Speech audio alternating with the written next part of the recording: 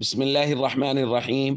عن عبد الله رضي الله تعالى عنه قال قال رسول الله صلى الله تعالى عليه وسلم فيما سقت السماء والعيون أو كان عثريا العشر وما سقي بالنزح نصف العشر.